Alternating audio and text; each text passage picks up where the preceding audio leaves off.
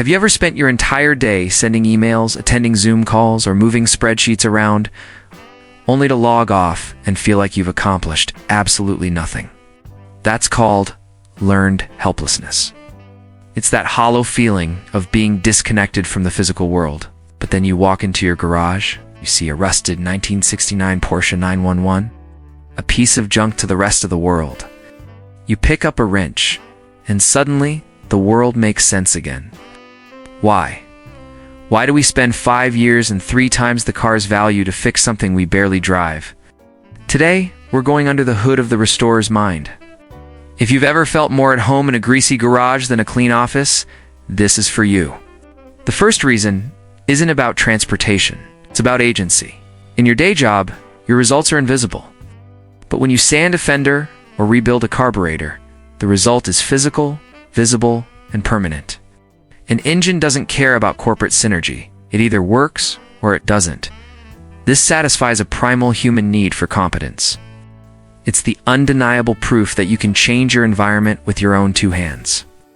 But once you start turning those bolts, something even stranger happens to your brain. You lose track of time entirely.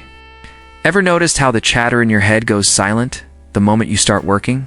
Psychologists call this a flow state. It's a form of active meditation. When you're focusing on a 1/2-inch bolt, the stress of your mortgage or your health disappears. The garage becomes a sanctuary where the only thing that exists is the problem in front of you. But it's not just about the peace and quiet.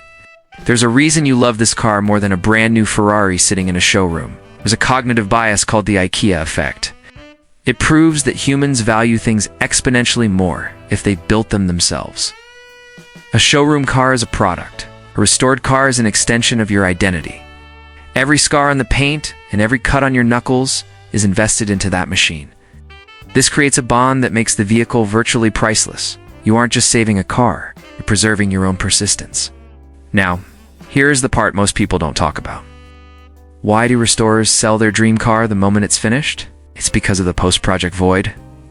The psychology suggests we aren't actually addicted to the car, we are addicted to the process of solving the puzzle.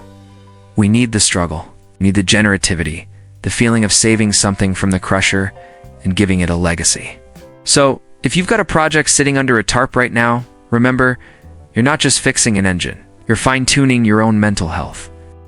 But wait, if you think car restoration is a wild psychological project, you should see why we find old things in general more comforting than new ones.